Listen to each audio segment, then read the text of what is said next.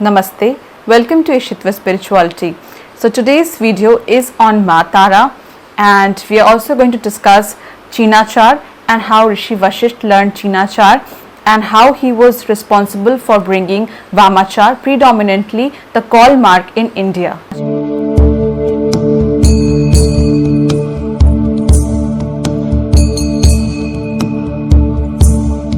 So before I delve into how Rishi got the siddhi of Maa Tara, I am going to drive home a point that many of you might already know about this and might have read about this in certain textbooks written by some foreign authors, but unfortunately they call it a myth.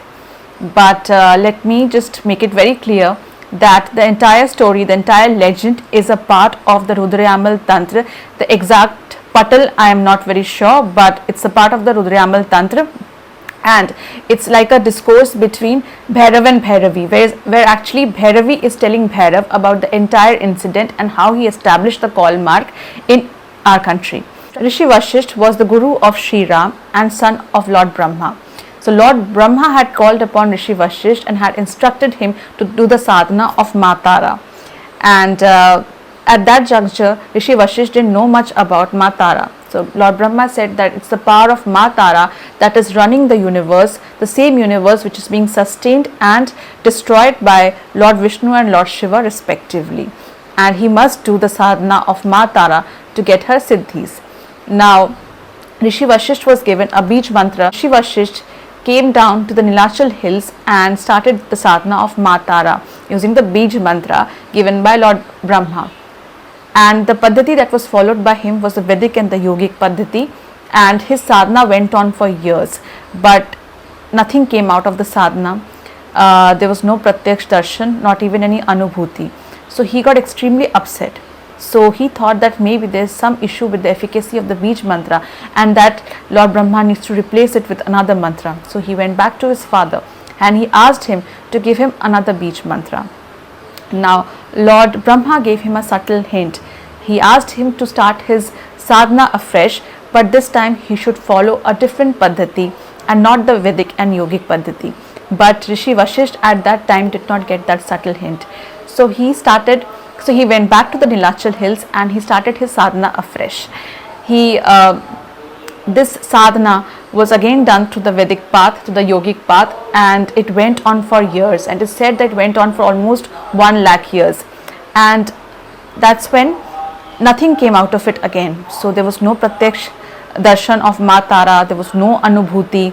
So he got extremely flustered and he got actually frustrated to an extent that he realized that he has accumulated enough tapobal over the years, because he was obviously extremely spiritual. So and he was a rishi, so he realized that he has that tapobal to even curse that beej mantra. So what he did was he cursed the beej mantra of Maa Tara. Now what happened was, right when he cursed the mantra of Maa Tara, there was an Akashvani and a Devi appeared. Some say it was Maa Tara who gave him the darshan, but some say it was Maa Kamakhya or Kuleshwari. So the divine power, the divine energy there said that no, your cursing the beej mantra will not have any effect on me. However, if you really want to propitiate Maa Tara or get the siddhi and pratyaksh darshan of Maa Tara, then you should know about the various agamas, about panchamakars and so on and so forth. And without even knowing those things, the intricacies and the method, the paddhati which is used to do the sadhana of Maa Tara, without even knowing the basics, how can you just curse the beej mantra? So he was instructed to go to Tibet and learn the correct paddhati from Buddha.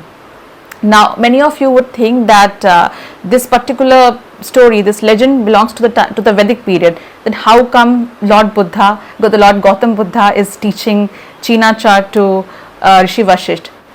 So in Buddhism there is a concept that there were many Buddhas before Gautam Buddha, and he was not the only Buddha. So the Buddha that belonged to that particular era, Rishi Vashishta was instructed by that Akashvani to learn the Chinachar paddhati from that particular Buddha. So Rishi Vashishta went to Tibet. Now when he reached there, he saw that this particular concerned Buddha, he had a very different lifestyle. it did not involve austerity. He was eating meat, having liquor, engaging in the forbidden things, the illicit things, and even mingling with women. There were women all around, and there was no sort of abstinence, to say the least. So Rishi Vashishta was taken aback, and he was actually disillusioned that even after performing such severe austerities, Maa Tara was nowhere to be seen, let alone getting any siddhi. But this particular person is doing everything that is considered to be polluted, forbidden in the society, in the strict Vedic sense, yet he has the siddhis of Maa Tara. So this was a very, very new revelation for him, and obviously he was not very happy with it. He was in two minds.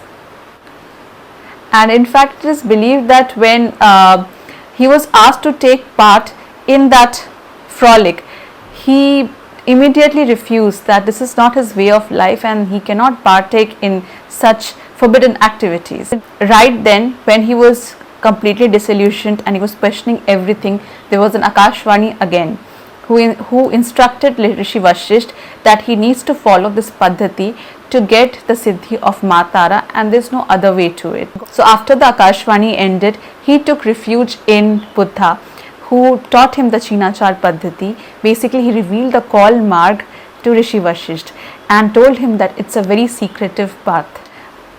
So Rishi Vashishta was instructed by Buddha that this path, the call marg, is extremely secretive, and that it involves the rituals involving the 5 forbidden things, the panchamakars. So Rishi Vashishta was told by Buddha that the central theme of this marg, this particular secretive marg, is the use of 5 forbidden things, that is the panchamakars, and that it forms the central theme of this particular spiritual practice. So it was further told to Rishi Vashishta that in this particular marg there was no concept of physical worship. Worship was mostly mental, and that there was no concept of good, bad, pure, impure, good, polluted, black, white, auspicious, inauspicious, and that a person who partakes in these rituals, these forbidden rituals, basically they reach a stage where they live amongst these forbidden things, yet they stay aloof. There was no restriction as such as to what one can eat and drink, and a very friendly and tolerant attitude was shown towards women. So this was a completely new revelation for Rishi Vashishta, which was given by Buddha to him. So after getting this information from Buddha and getting initiated into the practice, he now performed the sadhana of Maa Tara and did the forbidden rituals, the panchamakars, and he became a very, very powerful sadhak of Maa Tara and got many siddhis from her. Now he came back to India and he started practicing this newfound path of propitiating Maa Tara at Tarapur, which is now Tarapeeth in West Bengal. And Tarapeeth is a very famous temple of Maa Tara, and it's also well known because of Bama Khapa, and he is one of the most ardent devotees of Maa Tara who used to do her sadhana at Tarapeeth. So this is how Rishi Vashishta became a powerful sadhak of Maa Tara, and he learned Chinachar in Tibet, and that's how he established the call marg in India. So if you found this video useful, then make sure you subscribe to my channel and like this video and share it with your friends. Thank you.